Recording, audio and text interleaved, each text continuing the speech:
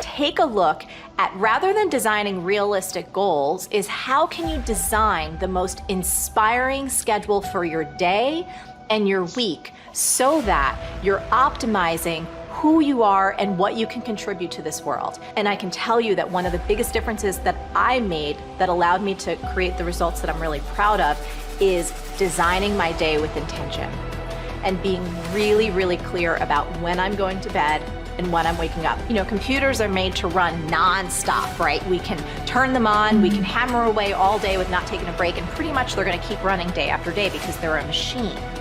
But we humans are built differently. And if we don't architect our day in the right way, if we don't build in rest, exercise, hydration, give ourselves free open space, white space, just to dream or to think or to play, we are going to put ourselves in that position where burnout is a real thing, and then it's going to put us so far back that it's going to take 10 times more to even just get back to base zero, nevertheless reaching our biggest dream. I meditate every day. And I do it in the mornings, and I do it for about 10 to 15 minutes. And I think it's important because it sets me up for the rest of the day. You know, it helps me. It's like having an anchor. You know, it's if I don't do it, I feel like I'm constantly chasing the day, as opposed to being able to be controlled and dictate the day. Not that you're, you know, calling the shots on what comes forward, but the fact that I am set and ready for whatever may come my way. You know, I have a calmness about whatever comes my way and a poise. And that comes from starting the morning off with meditation.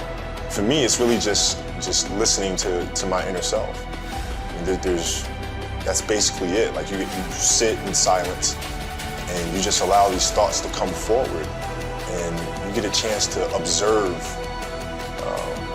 the self and things that may be lying beneath the surface that if you don't have that time to sit quietly on your own, you'll never pay attention to. Because if you think about it, like, the reality is we're paying attention to so many things that are going on around us. We're constantly taking selfies, we're constantly taking pictures to post on Instagram and all these other things, and we're constantly observing everything that's around us, but we don't take the time to really observe what's going on inside of ourselves. And that's what meditation is for me.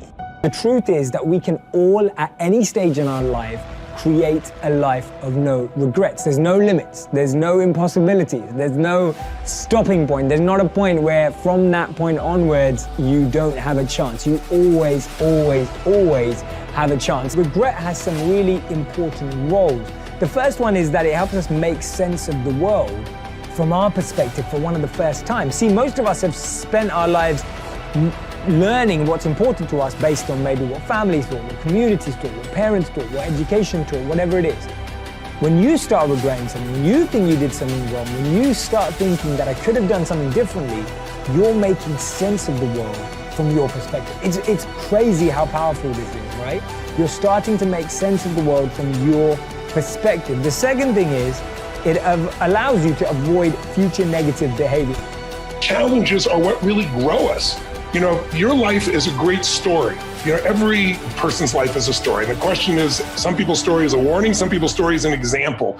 Right now, you're an example that's growing and expanding, and you have a chance to have this be the most incredible life. But it won't be a life without challenge. And the challenges we're facing right now give you an opportunity to grow like very few generations. You know, I'm sure you've heard of the Great Generation, the World War II generation.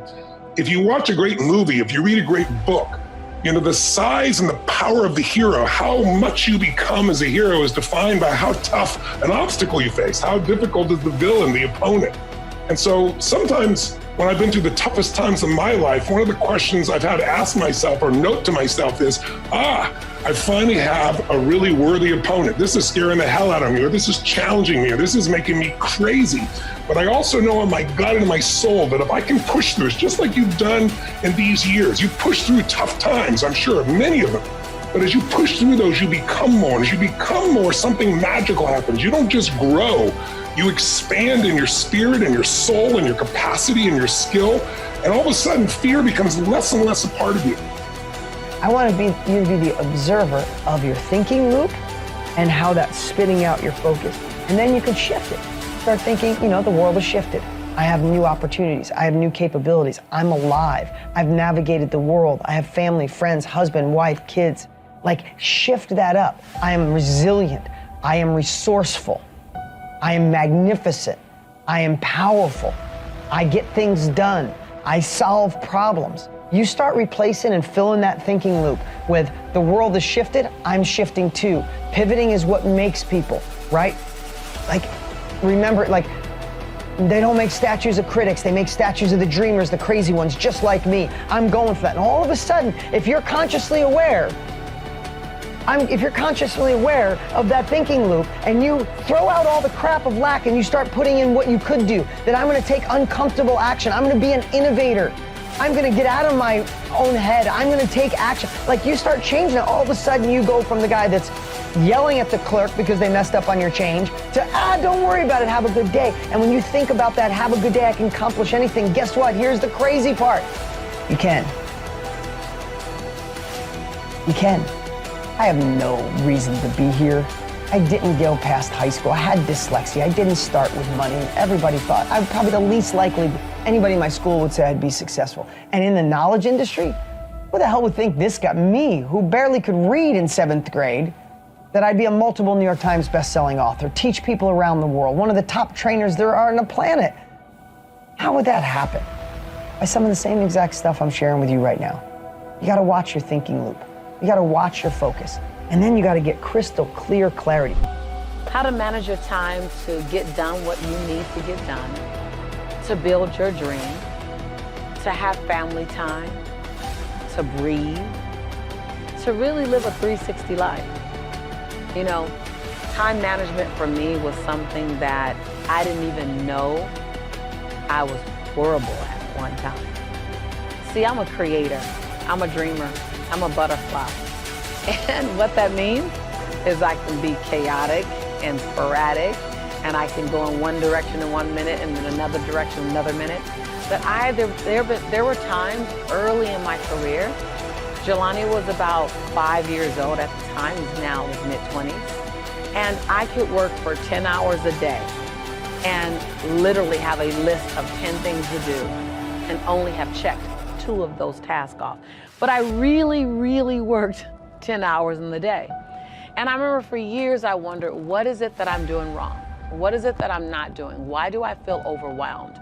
Why do I constantly feel as if I don't have enough time? Do you know that it takes literally as much energy to remain in overwhelm as it does to get organized and manage your time? I know that sounds crazy.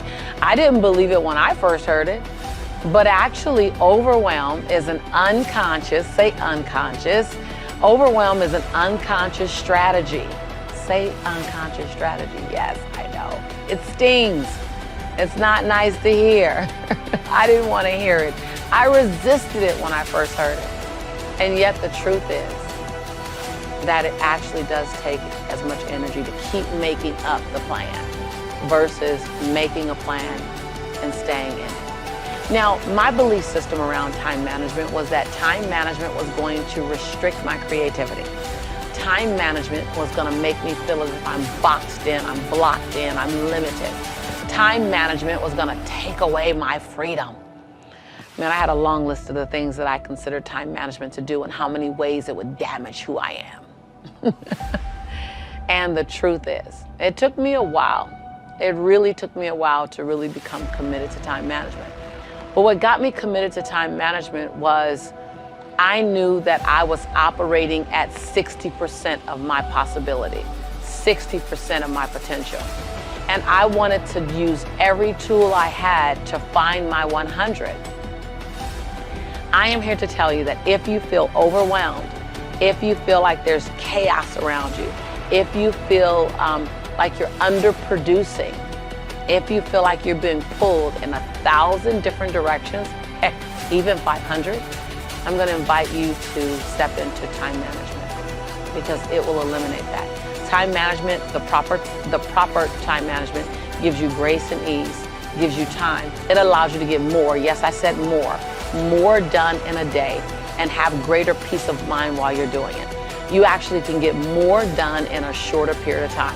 If I had not done it myself, I would not believe what I'm saying right now. But I'm here to tell you, you effectively implement time management, you will actually have more freedom, more structure, more peace of mind, more joy. And get this, it'll feel as if you have more time.